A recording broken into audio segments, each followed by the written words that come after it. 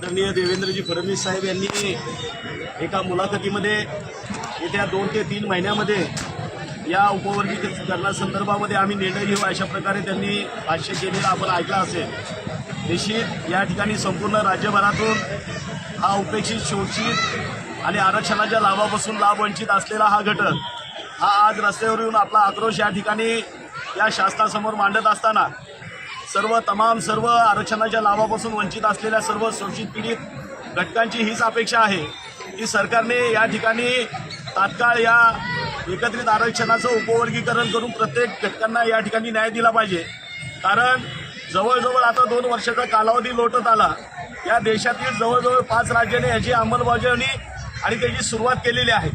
मात्र दुर्दैवाने ज्या राज्याला आम्ही फुले शाहू आंबेडकरांचं राज्य म्हणतो, ज्या महाराष्ट्र राज्याला आम्ही साधू संतांची भूमी म्हणतो, ज्या महाराष्ट्राला आम्ही पुरोगाम्यांचं राज्य म्हणतो, अशा या महाराष्ट्र राज्यामध्ये एवढा विलंब का लागतोय हा प्रश्न देखील घेऊन या ठिकाणचा शोषित पीडित रस्त्यावर आलेला आहे। दुर्दैवाने या ठिकाणी या आरक्षणाची सुरुवात ज्या महामानवामुळे झाली ते डॉक्टर बाबासाहेब आंबेडकर यांची कर्मभूमी महाराष्ट्र राज्य आणि 1 ऑगस्ट 2024ला जो ऐतिहासिक क्रांतिकारी निर्णय देण्यात आला तो निर्णय ज्यांच्या नेतृत्वाखाली या ठिकाणी झाला ते सर्वोच्च न्यायालयाचे 7 बेंचचे खंडपीठाचे जे प्रमुख होते ते डॉक्टर भूषणजी गवई ते देखील महाराष्ट्राचे त्यांची कर्मभूमी आणि जन्मभूमी महाराष्ट्राची असताना महाराष्ट्राच्या महामानवांनी किंवा महान व्यक्तींनी हा घेतलेला निर्णय मात्र याच महाराष्ट्र राज्यामध्ये त्याची अंमलबजावणी करायला 2 वर्षाचा कालावधी लागतोय।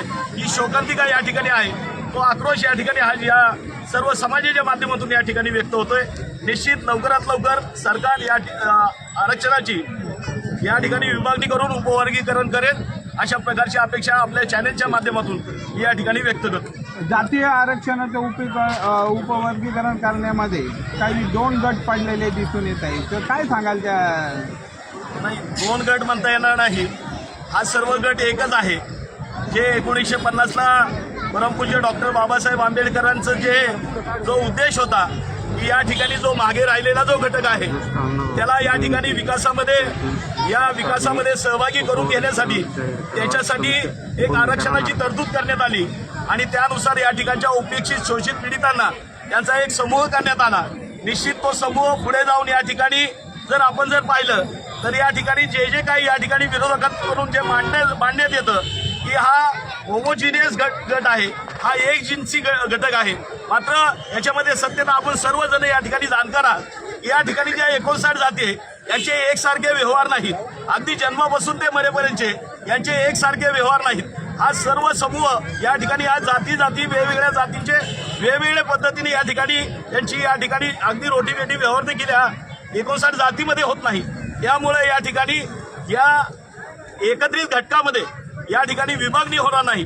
निश्चित यामुळं मी सर्वोच्च न्यायालय या ठिकाणी आभार व्यक्त करेल की सर्वोच्च न्यायालयाने जो निर्णय घेतला या निर्णयामुळे या राज्यातील नव्हे तर या देशातील अनुसूचित जाती हा दलित समाज हा निश्चित एकत्रित येणार आहे।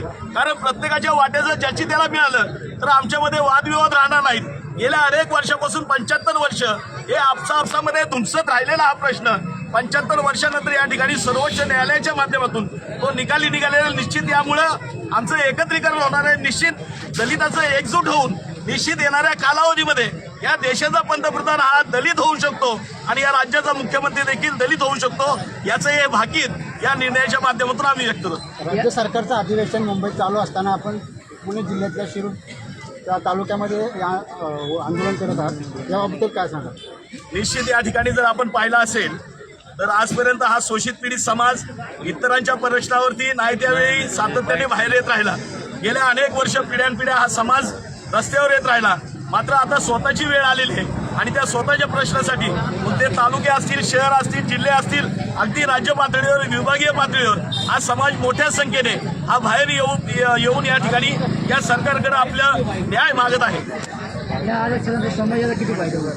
निश्चित या ठिकाणी आपण जर पाहिलं तर सन 1994 साली आदरणीय स्वर्गीय गोपीनाथजी मुंडे साहेबांच्या नेतृत्वामध्ये जे भटक्या विविध जातींचं जे एकत्रित आरक्षण होतं त्याच्यामध्ये अवघड वर्गीकरण केल्यानंतर या ठिकाणी भटक्या विमुक्तांच्या ज्या जाती मागे राहिल्या होत्या त्या सर्व जाती आज आम्ही विकासामध्ये या ठिकाणी पाहत असताना शासन दरबारी किंवा राजकीय क्षेत्रामध्ये या प्रत्येक वर्गवारी करण्यात आल्यानंतरच्या जातींना या ठिकाणी न्याय मिळालाय.